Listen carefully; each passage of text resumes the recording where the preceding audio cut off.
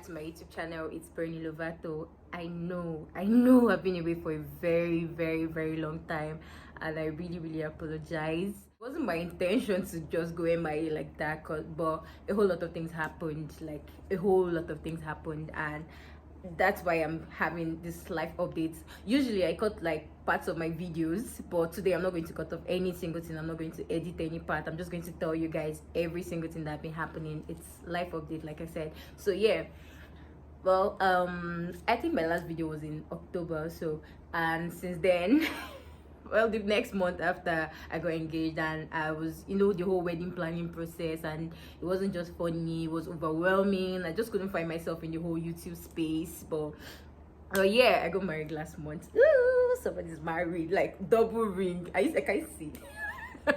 Don't make me Jerry. So yeah, the whole process was just overwhelming. Like there were times where I cried, I quarreled with people, I fought with, I wasn't the bridezilla, but I mean there were some people that got to my nerves. Like it wasn't even funny. There were so many people that got to my nerves. But well, it was a good thing I got a planner. She was the one that helped the whole process.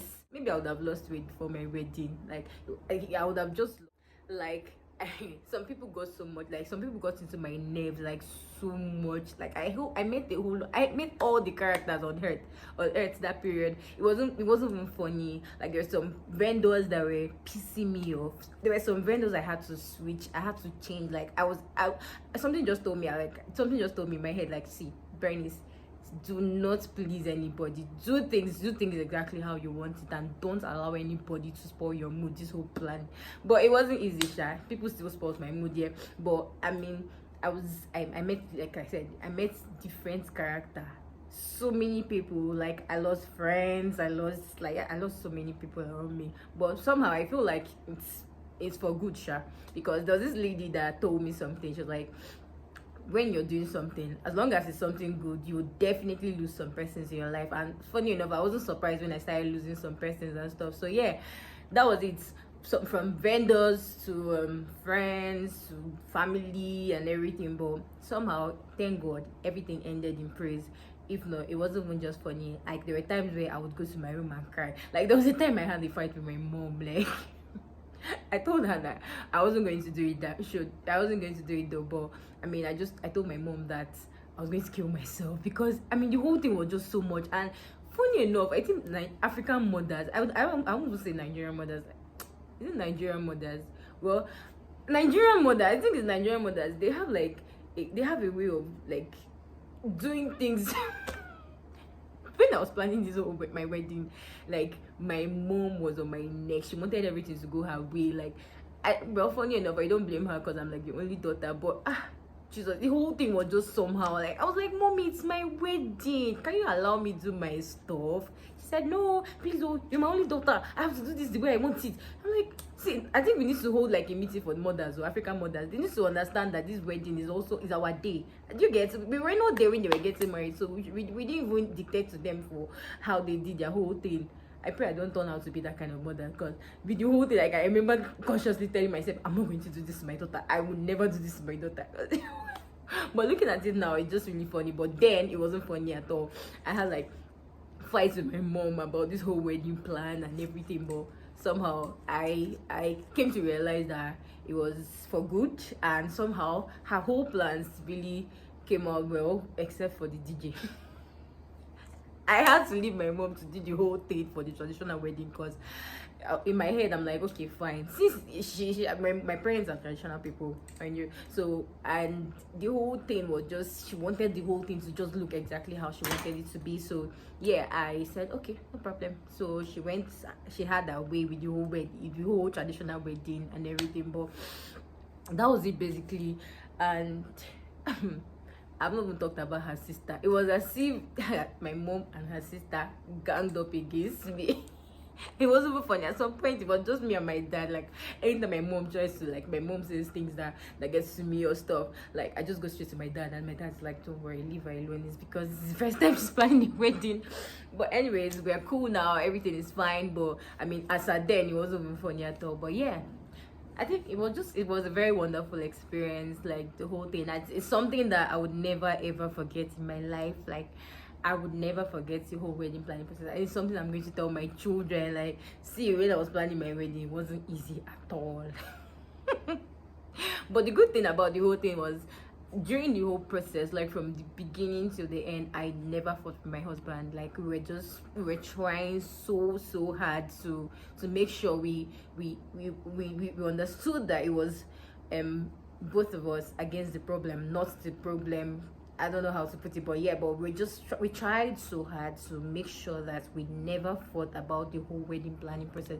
And there were things, yeah, there were times where we had like disagreements and stuff, but somehow we were able to get through the whole thing, and it was wonderful. Like, I would advise anybody planning a wedding right now that they should have like a heart-to-heart talk with their partner first, so that they won't have like problems during the whole wedding planning process. So yeah, that was it. I have like the most supportive husband.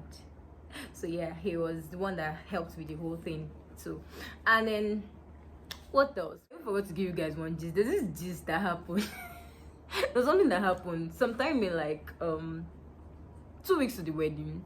We had like we started like marriage counseling classes here. So somehow during the whole planning process, our whole counseling process here, we had like a pastor, because we just didn't want to do it in the church. We didn't want the whole church setting, so we wanted to like get a pastor that would take us to the church and everything, take us to the hall, and we'll do what we want. I mean, the whole joining and everything. So yeah,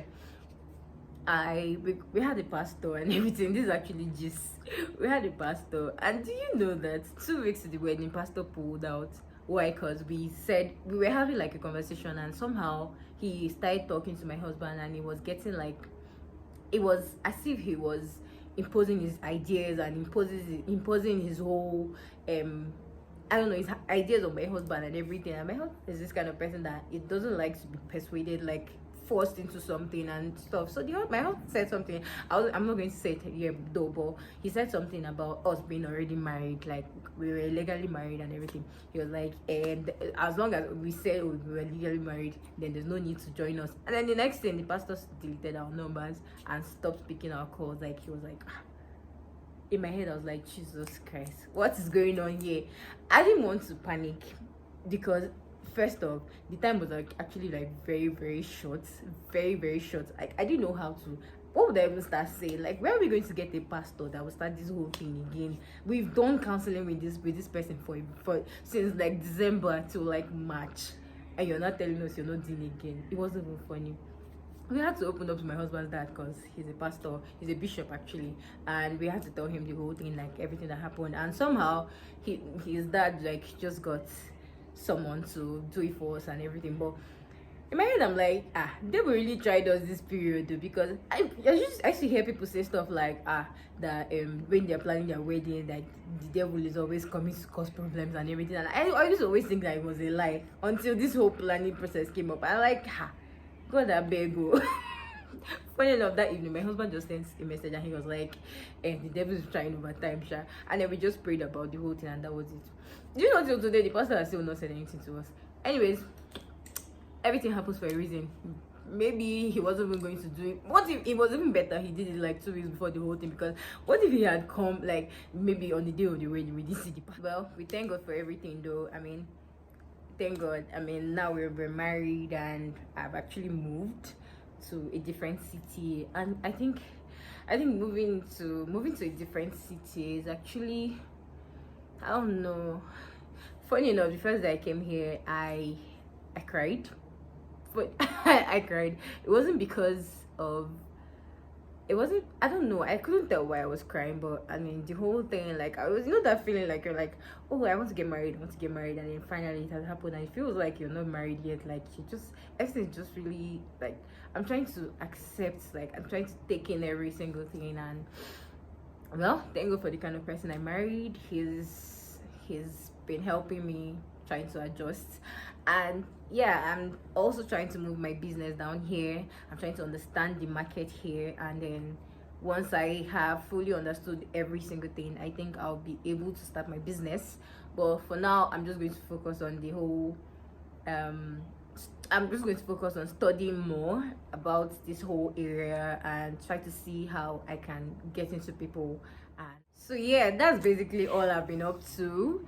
And like I said earlier, I promise I'm not going to go away again.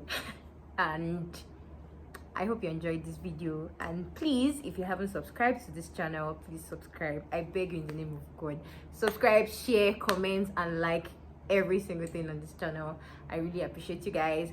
I hope to see you guys next time. Love you guys. Mwah.